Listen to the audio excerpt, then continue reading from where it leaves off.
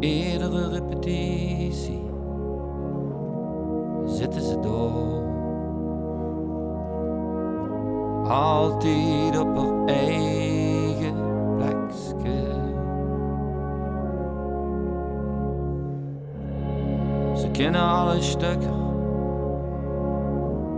voor en na. Cecile en Sef verheugen zich op elk schoon trekske. En als de fanfare door de straat trekt, marcheren ze twee met. Iedereen kent haar, iedereen weet wie het zit. En ze zingen heel hel, Wilhelmus, en ze leven hoog in de gloria. Ze noemen hem de grote vriendelijke Jozef. Ze noemen haar Sint Cecilia.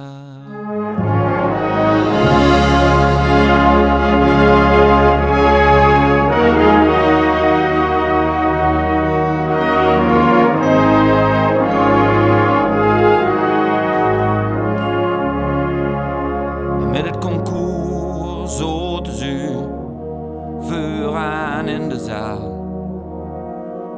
En elk nummer maakte ze het meeste kabaal.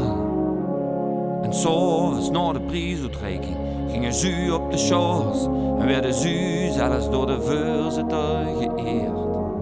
Het leek wel of Cecile en Sef zelf waren gepromoveerd. En wie de fanfare door de straat trok, marcheerde ze twee vooraan. En Jozef droeg het vaandel met de nieuwe wimpel eraan. En iedereen zong: We are the champions. En lang zullen ze leven in de gloria. En voor de fanfare, voor de grote vriendelijke Jozef. En voor Sint Cecilia.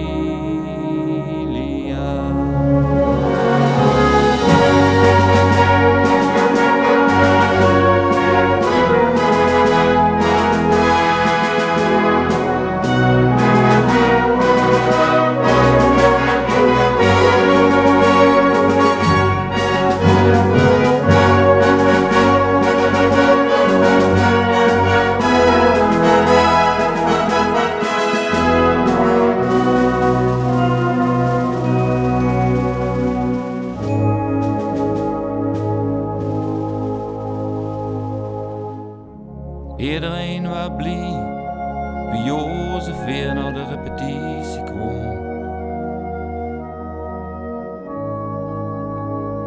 Het ganse orkest had zo met de man te doen. Ze zachten, voor gewoon lui is dat al zwaar. Wie komt zo'n mens? Noem het zo gaat klaar. Want wie de fanfare door de straat trok, liep hij weer alleen. De grote vriendelijke Jozef leeg ineens, breekbaar en klein. Het koor zong in Paradiso en op speciaal verzoek ook de gloria. Want de grote vriendelijke Jozef moest nu weer